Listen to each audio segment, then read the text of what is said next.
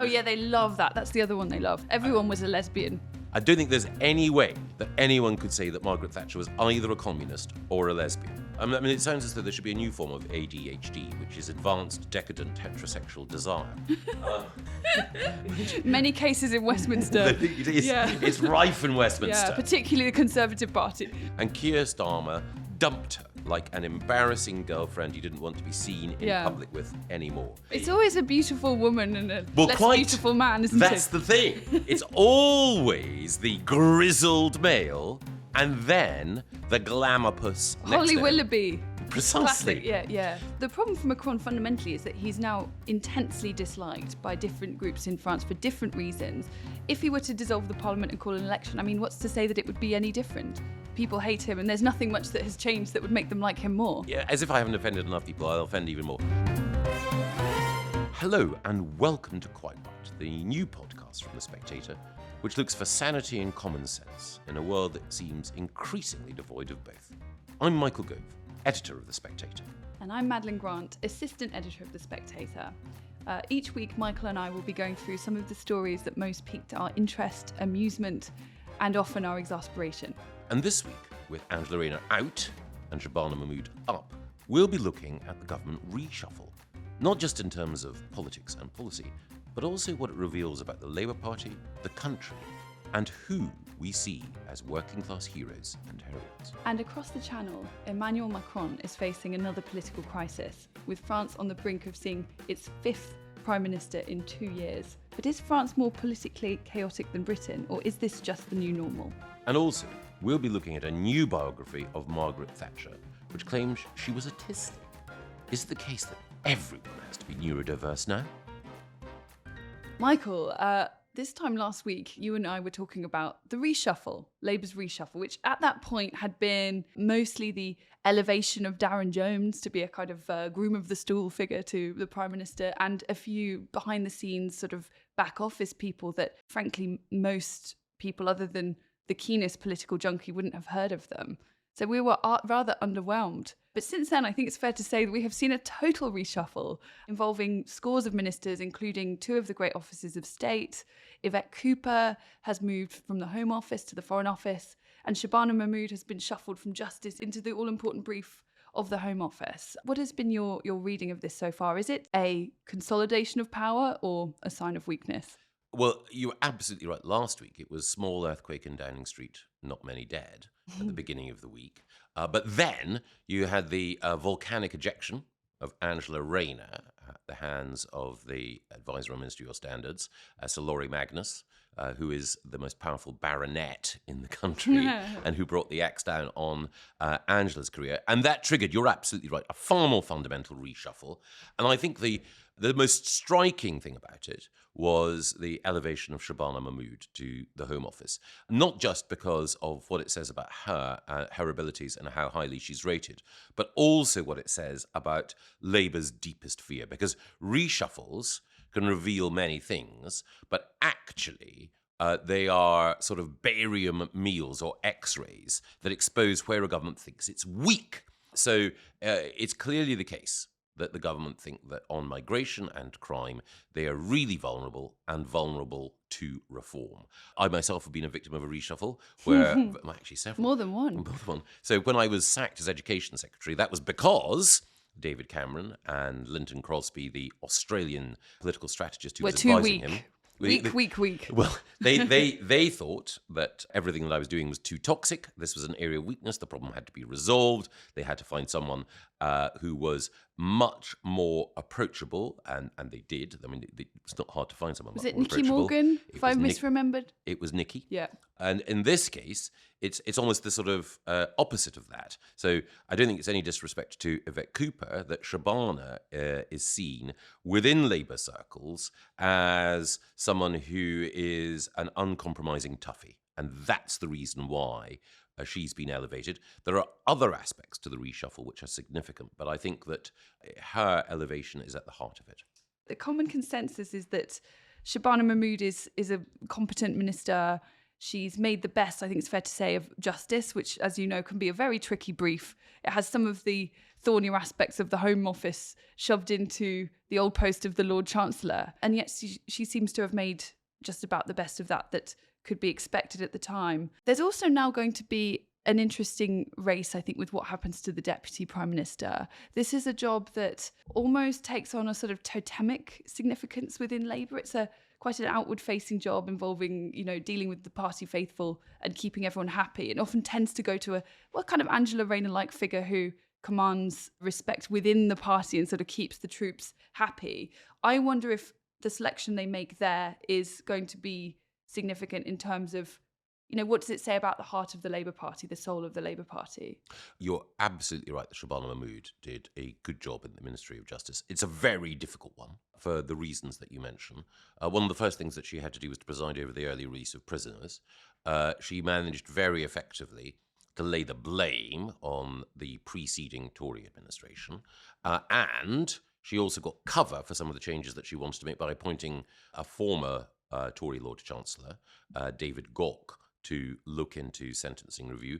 And more than that, when she got into difficulty when the Sentencing Council, which is a sort of judge-led body responsible for deciding on some of these questions, made a series of recommendations that looked as though they were, to coin a phrase, two-tier justice, she said, we're not having that. I, the politician, the elected politician, I'm going to overrule you, the unelected judges. And that was very sort of blue Labour, reform adjacent, on-brand positioning. And I think it's that guile and toughness allied to a work ethic and, the fact that she's trusted by people at the heart of Downing Street that helped her. Now, one might think, giving all of these encomia, that she should be the deputy leader of the Labour Party. And I certainly think Labour would be in a better position if that were so. But you're absolutely right also. The choice of deputy leader has to be a complement to the leader. So it's a bit like when you had Frank Boff and Selina Scott, or indeed Ed Balls and Kate Garraway now on the morning television sofa.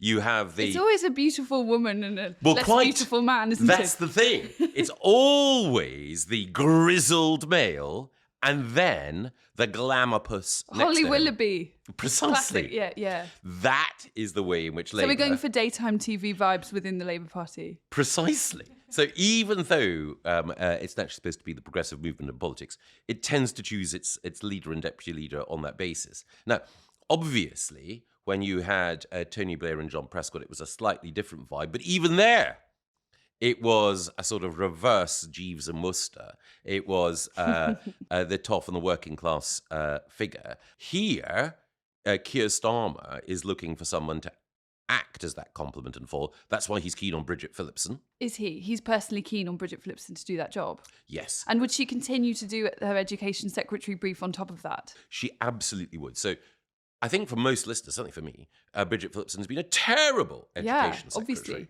But within the Labour movement, Bridget Philipson is incredibly popular because slapping VAT on private school fees... they love it. Absolutely adore it. And the fact that she's also gone into bat to try to dismantle hated Tory reforms means that she's really liked by the grassroots. And the unions, I guess. Absolutely. Loved by the unions.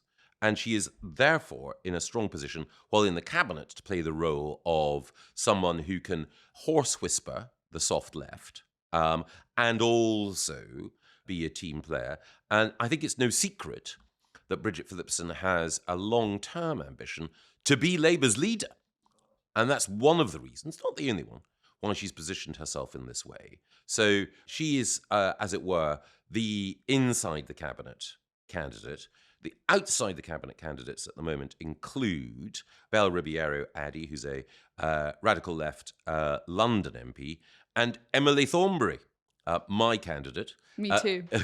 She's such a joy to sketch. Well, this is the only thing I care about ultimately.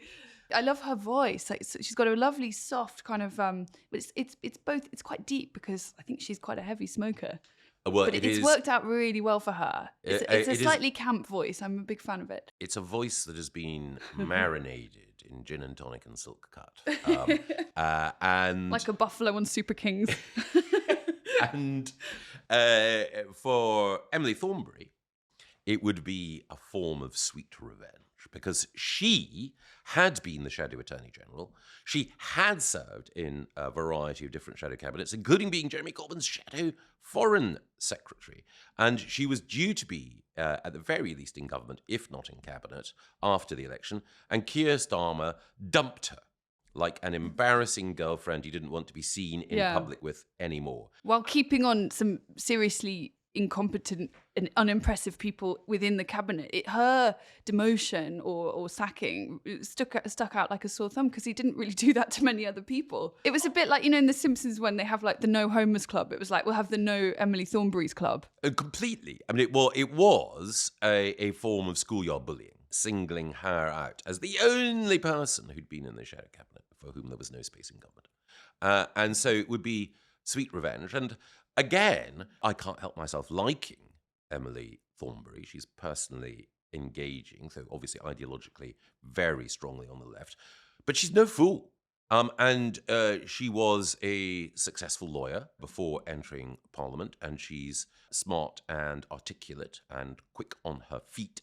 The one thing that counts against her, perhaps, in Labour eyes, is that she is another London MP lawyer. Yeah. Yes, exactly. And not just any old London lawyer. I mean, from a very nearby constituency. I remember this was being a problem during the Jeremy Corbyn days because so many of his inner circle were not just in London, but in neighbouring constituencies. It was even the same patch of North London. And this is, again, one of the features of the Labour constitution and the way in which Labour operates. It's not just that there needs to be this daytime combo of grizzled man and female complement.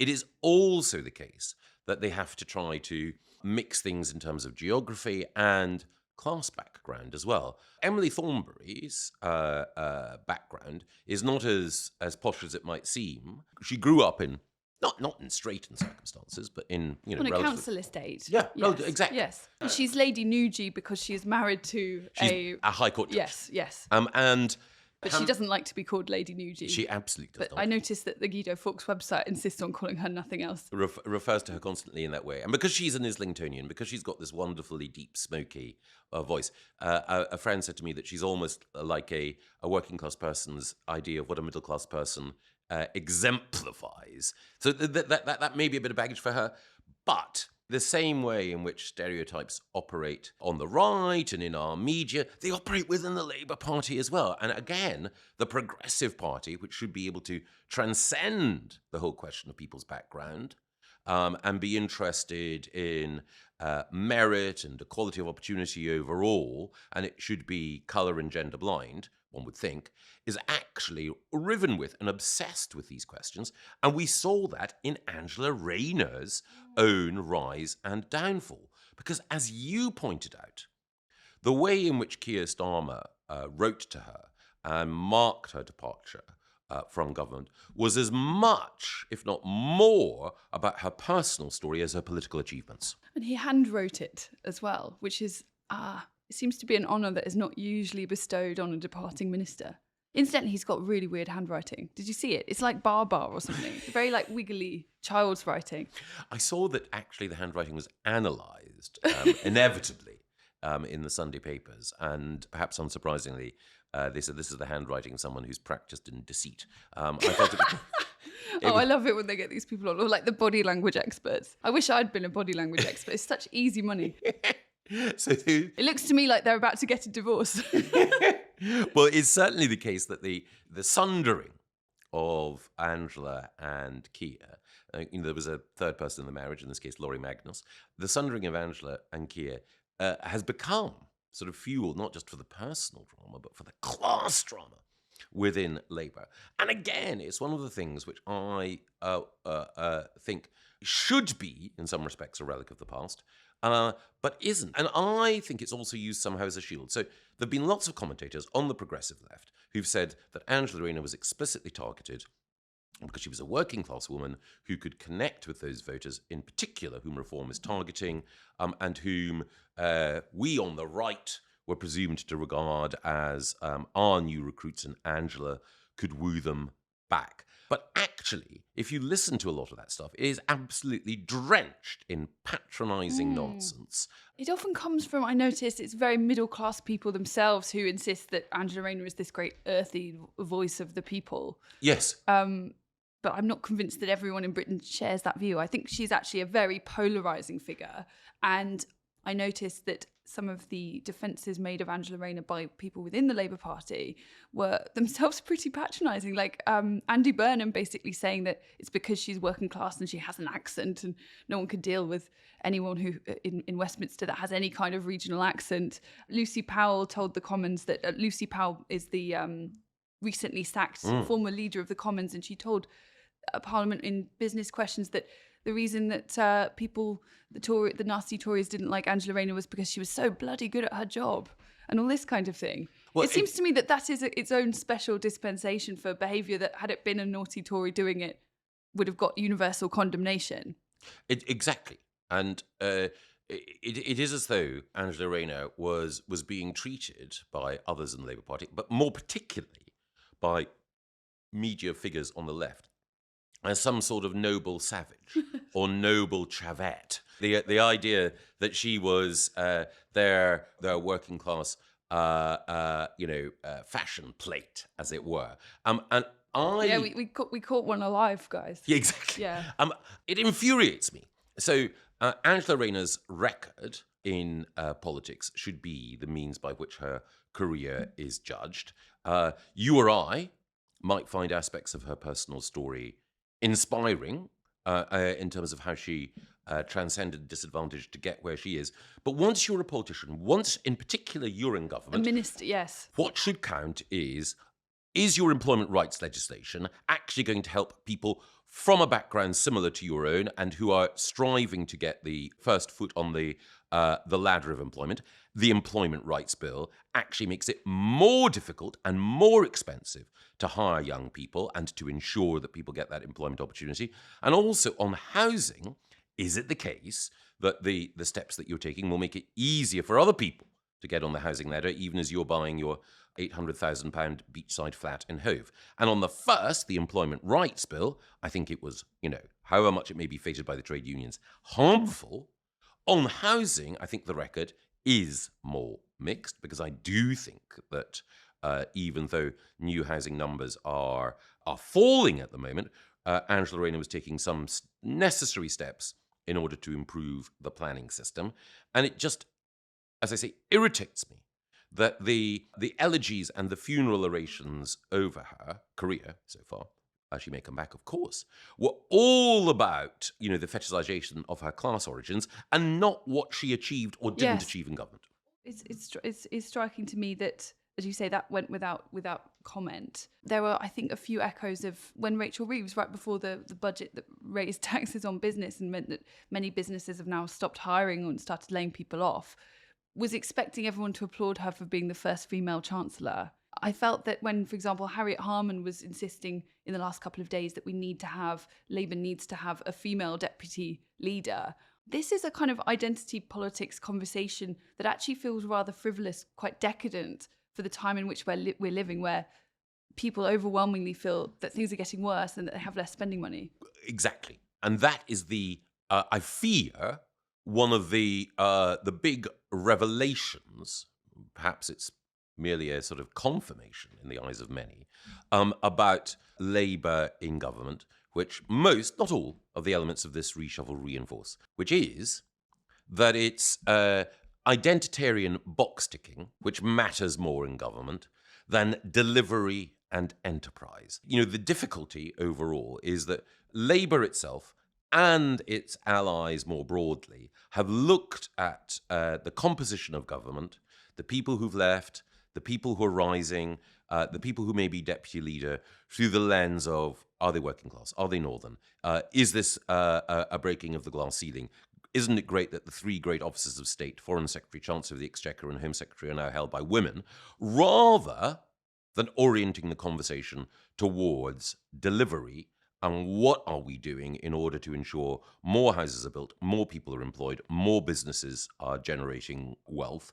And it's on that basis that voters, whether they're working class women in Sunderland or hedge funders in Mayfair are going to make a judgment about this government. Talking about hedge funders in Mayfair, there seem to be rather fewer of them in Mayfair than there were a year ago. Some people might think that's a good thing. But the person who has shone a light on our own plight when it comes to economics more sharply than anyone else this week has been another politician, sadly, losing office. And that is the French Prime Minister, ex-French Prime Minister, François Bayrou. So François Bayrou faced a vote of confidence on Monday. He was Macron's pick to be Prime Minister. He'd only been in office for about 6 months. His predecessor, Michel Barnier, had also been ejected from office. And Bayrou was trying to put through a budget in France, which would bring the state finances back into balance. Bayrou had been clear that the tax burden and the debt burden in France was uncontrollable. And he chided the members of the French National Assembly by citing what had happened in the UK, thus revealing that one of the key ways to try to win support in France is always to say, let's not be like the Brits. And he specifically said, quotes, "Our British neighbours decided to tax foreigners who were exempt from taxation. Those foreigners moved away, and the immediate consequence was an explosion in property prices in Milan." Now, being chided by a French Prime Minister for being a high-tax country from which the enterprising are fleeing is a national humiliation. It's in both our memories the case that David Cameron annoyed the French governing elites by welcoming French business people fleeing Paris for London. Now the journey is the other way across the channel. Do you think, Maddie, that there are lessons we can learn from what's happening in France and from the crisis that they are facing and the critique that they are offering? Yes, I do. And as you say, it feels a little kind of physician heal thyself to be getting tips from France when it comes to not needlessly chasing away all wealthy people. I mean, there are still well-heeled parts of West London, which feel very much like little Francophile enclaves where, for example, I remember going to Brook Green near Hammersmith once and noticing that all the corner shops are basically French corner shops selling little mini croissant and bon maman jam and all this kind of stuff. And it's because when Francois Hollande, I think, raised the income tax to something crazy like 75% top rate of income tax, it created an immediate exodus of wealthy French people that we were only too happy to welcome at the time. And now what's also interesting, though, is that I don't think France is offering advice in the sense of you should follow what we're doing. It's interesting also that the country that many of our wealthy people and France's have been fleeing to, is along with places like Dubai and Singapore further afield, is Italy, which astonishingly is emerging as one of the more stable and successful and increasingly prosperous countries in Europe, which completely goes against the grain of recent European history. It's actually really fascinating when you think about it that, you know, France is having its constitutional crisis. Germany is finding that its long-term settlement that has been basically in place, its heavily coalition proportionalized system with the hope of keeping out the extreme elements, is now coming under threat from Alternative for Deutschland. And in Britain, we have a two-party system that has basically existed in various forms since the English Civil War, is also fracturing at the seams. And meanwhile, Italy is the beacon of stability in Europe. It's pretty... If you told us a few years ago that would be the state of affairs, I'm not sure we would have necessarily believed you. I mean, well, it is, to use a phrase used of the Civil War, the world turned upside down. So you're right, it's the southern European countries, Italy, actually Greece as well, but Italy in particular, that are doing better economically. But it's also the case, as you point out, that British politics post-Brexit has actually become more European, in that we have this fractured plural, if you like, but certainly, from the point of view of the main parties, broken political system with the challenger parties attracting more support. And you have this situation where the UK, having prided itself on being, particularly London, the home for the world's wealthy, now becoming a sort of taxation plague pit from which they wish to flee. So that is an example. But one thing remains a constant, and that is, as you pointed out, that France is in a constant state of political crisis. And do you think, if we just concentrate on France for a moment, before looking at the sort of broader European scene and how France fits within it, do you think that this has been Macron's last throw of the dice? The lesson for us, I think, here is that Macron is a really wily, canny operator.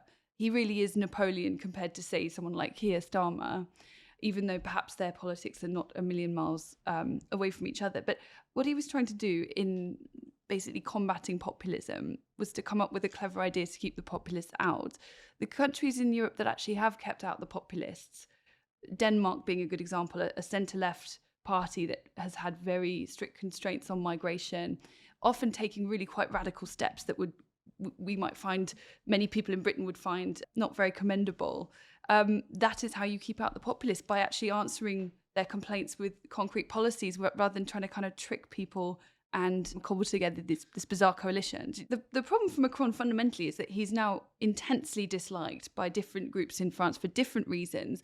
If he were to dissolve the parliament and call an election, I mean, what's to say that it would be any different? People hate him, and there's nothing much that has changed that would make them like him more. And obviously France has this embedded enormous public sector, which is very hard to scale back. The Gilets jaunes protests were a response to retrenchment. It's kind of embedded into the French DNA, in a way in which I'm not sure we even understand, and we're definitely heading in that direction ourselves. My French friends, perhaps unsurprisingly, more of them tend to be on the right, but my French friends say that even their friends and colleagues who are centrists find it now impossible to mention Macron's name without almost sort of spitting it out of the side of their mouth, that they feel that his tricksiness has undone him, and that he's more Napoleon III than the original Bonaparte. He's more the emperor of show and the emperor of fake glamour, rather than the emperor of genuine achievement. But they're in despair about who could take up the centrist mantle in France.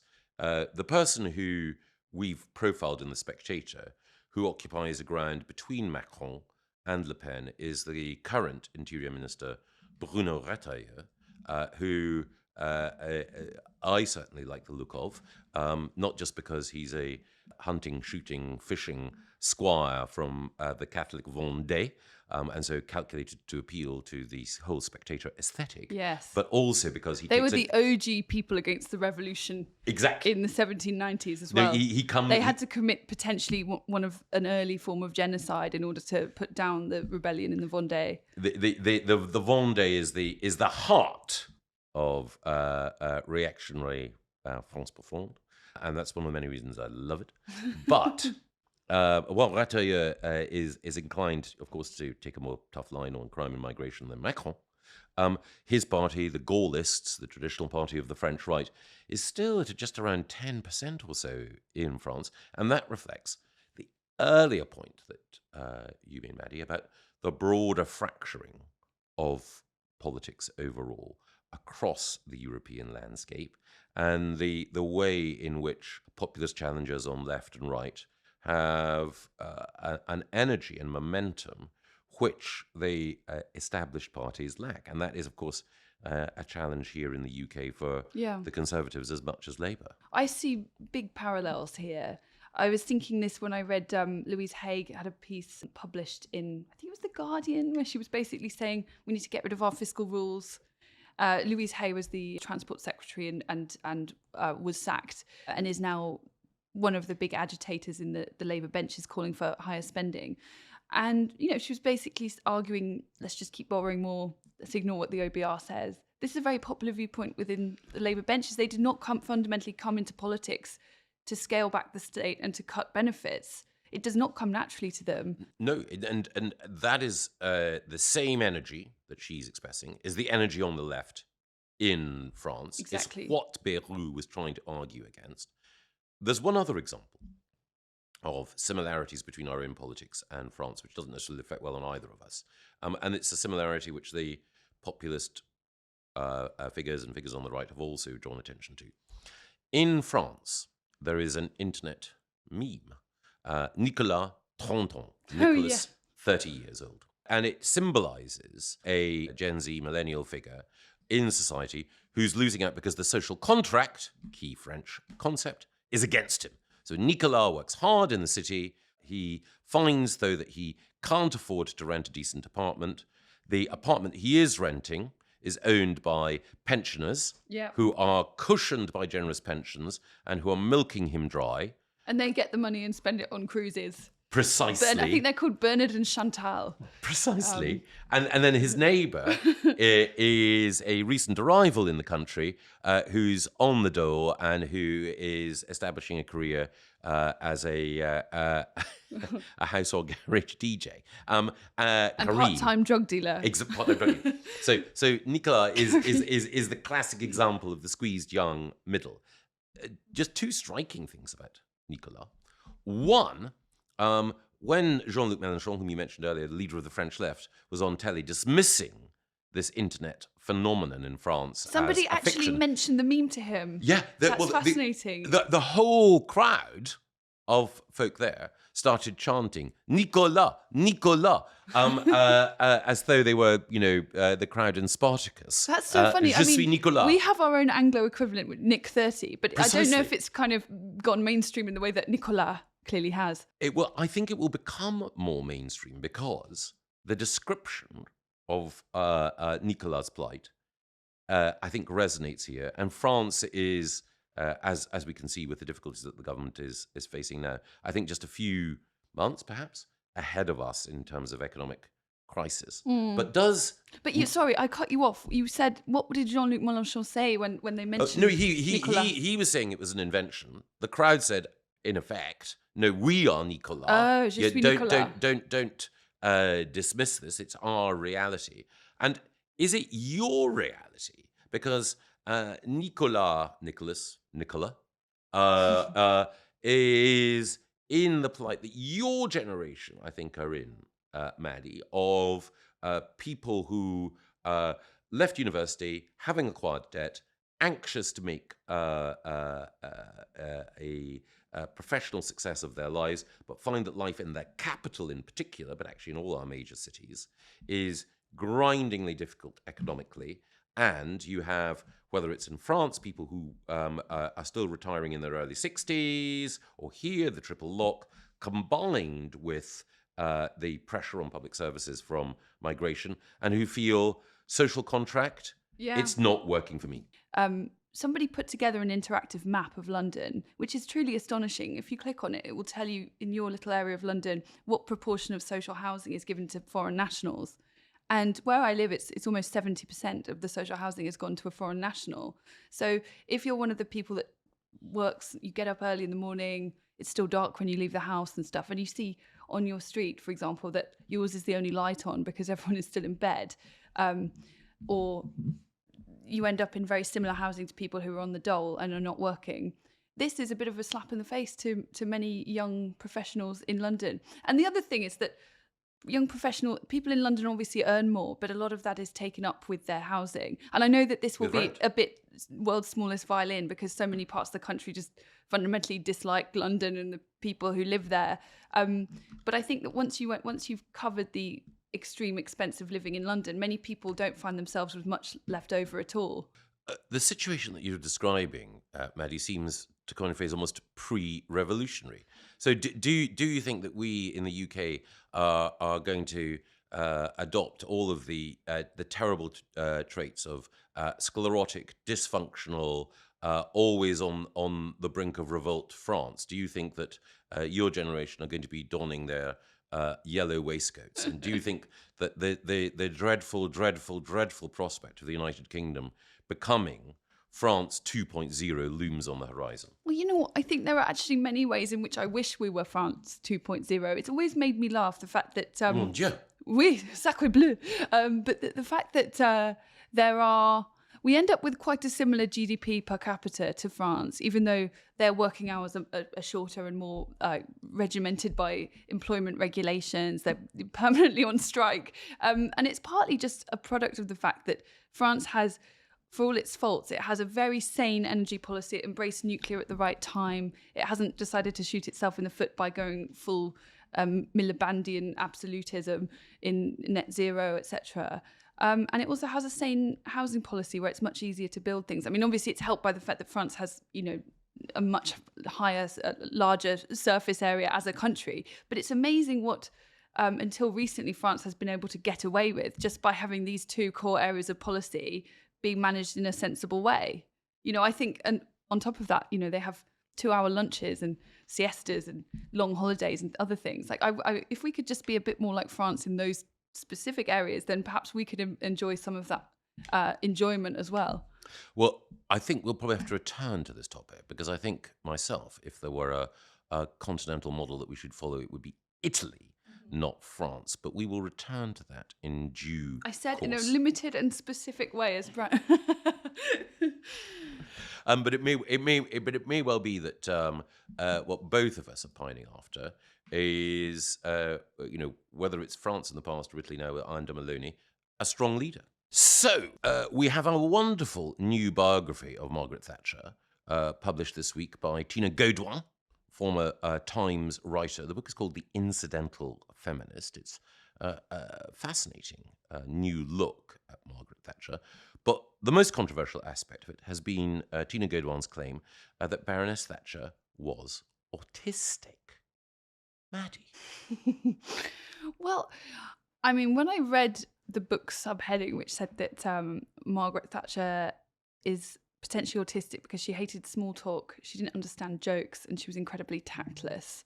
Now, I definitely two of those three things 100% apply to me. So I was just now wondering, are we all autistic? But I've noticed this tendency, especially to, it's almost like we're so good at overdiagnosing people with mental conditions in the present day that we've now moved on to kind of retroactively diagnosing often historic figures who either, in Mrs. Thatcher's case, died relatively recently, or people who've been dead for centuries. I've seen Isaac Newton, Charles Darwin, Leonardo da Vinci, Shakespeare, just some of the people that have been retroactively diagnosed in this way. And I wonder, well, how on earth can they possibly tell that?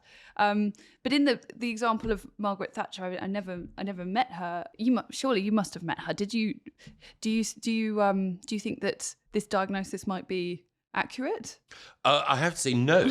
I think that, it is a great book, but there is this tendency when new biographies come out of figures from history to try to find a new angle on them. And it used to be the case that with a politician, arguably the most lurid thing you could do was to find out that they were a traitor. So biographies of Michael Foot tried to suggest that he was in the pay of the KGB.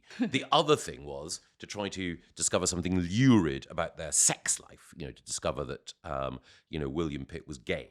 I don't think there is... Oh, yeah, they love that. That's the other one they love. Everyone was a lesbian.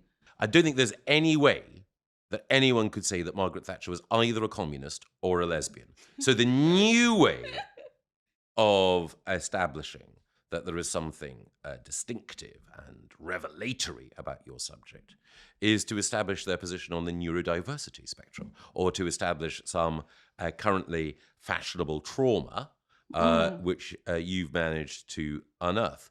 But my worry is, that this discredits some of the other interesting aspects of Margaret Thatcher's life, and indeed this biography, but more broadly, that it devalues the concern and care that we should devote to those whose lives are genuinely harmed by living with these conditions. We might go on to that in a second, but in my own meetings with Margaret Thatcher, there weren't many. She was imperious, undoubtedly. It was in the latter stages of her career, but also charming. My children, when they were toddlers, went to a lunch which the great historian Simon Heffer organised, which Margaret Thatcher was a guest at. And Margaret Thatcher was delightful with my children and couldn't have been kinder to everyone there. So it wasn't as though she was the dragon of myth, nor was she incapable of social interaction. She displayed the empathy of a kindly granny towards them. Yeah, absolutely. Certainly, those who worked for Margaret Thatcher report a very, very different experience to, let's say, people that she interacted with in politics. Yes. There is often a problem in politics, British politics today, where I think you could find many political figures who are nice only to the people they think they need to be nice to, and often very nasty to subordinates. The phrase kissing up and kicking down. Yes. Margaret Thatcher was, if anything, the opposite. She was quite good at sort of kicking on a par, but was impeccably polite and decent to the people who work for her, which I think speaks very highly in her favour, because we all know that that's not the universal experience in Westminster. Completely. And I think it's important that people acknowledge that about Margaret Thatcher, that she was famously generous and thoughtful towards those who worked for her, but also the people to whom she directed her handbag when she was swinging it at high velocity were the wet grandees in her cabinet, baronets, theme of the show, Sir Ian Gilmore, and country squires like Jim Pryor. They were the ones that she took on. But whether or not you are nice to those below you or nice to those above you, or nasty the other way around, that implies a degree of emotional engagement. And the feature of autism is the difficulty that the individual has understanding, appreciating the emotions of others, the impact that their actions might have on others. But that is merely one aspect of autism. And in the magazine this week, we have a piece by our brilliant writer, Ross Clarke, in which he makes the point, without going into too much family detail, that he knows the disruption that's caused by having a child who does have or lives with autism, and the challenges that generates for the family. And my sense is that it demeans the sympathy and support that we should give to those who have or are living with autism, because if everyone's autistic, nobody is. I wrote a similar piece myself about ADHD, which was in the magazine a couple of weeks ago, and I did get a lot of people who were very critical in saying that I was, demeaning what is a very serious condition. I don't think that's what I was doing. I actually think that it's a problem if a condition like that is overdiagnosed, and it also slightly undermines the experiences of those who do struggle with it but manage still to, let's say, maintain a normal job. They battle through it and get through their university degree, etc. One of the things that astonished me was the way that in the last few years the numbers of people who are on some kind of disability payment for ADHD have absolutely exploded. I think it's tripled in the last few years. So increasingly, it's not just that people are getting extra time in exams, but they're getting a great deal of government funding to help them cope with these conditions that until very recently were just considered part and parcel of life, part of the human condition, and something that you can and will struggle through as best you can. If you incentivize people to identify themselves as having a condition which brings them sympathy, which makes them special in the eyes of others, and which also means that in education you might get extra time for exams, and also you get some form of medication which can enhance performance in whatever way, it is no surprise that people should seek to have this diagnosis pinned to their personality. I think it is profoundly enfeebling when that happens, because in effect it means that the fashion to identify yourself in this way means that you are elbowing out of the queue those people who have genuine neurological challenges. Yes, and it is insulting also to blame poor behaviour, which is also happening on these conditions, when there are many people that have, for example, one of the things I mentioned in my piece was there was an article in the Daily Mail about a woman who said that she'd been unable to remain faithful to her romantic partners because she has ADHD and she finds it impossible to commit. Another good example recently was that former Labour councillor Ricky Jones, who you may recall was recently acquitted, but was caught on camera talking about slitting the throats of the protesters around the time of the post-Southport riots last summer. He got off, but one of the mitigations that his lawyer put in court was that he had ADHD, and therefore how could he be expected to moderate his behaviour? I mean, there are plenty of people that no doubt have ADHD who manage not to kind of mime slitting people's throats in public and potentially inciting violence. Yes, no, it becomes a get out of it jail reminds free me of after inevitably when someone in Hollywood gets caught shagging around or perhaps doing worse than just promiscuity, they inevitably say that they have a sex addiction and they get checked into a kind of sex rehab for it. It's almost like every bit of bad behaviour has a pathology attached to it now. Yes. I mean, it sounds as though there should be a new form of ADHD, which is advanced, decadent, heterosexual desire. Many cases in Westminster. It's rife in Westminster. Yeah, particularly the Conservative Party.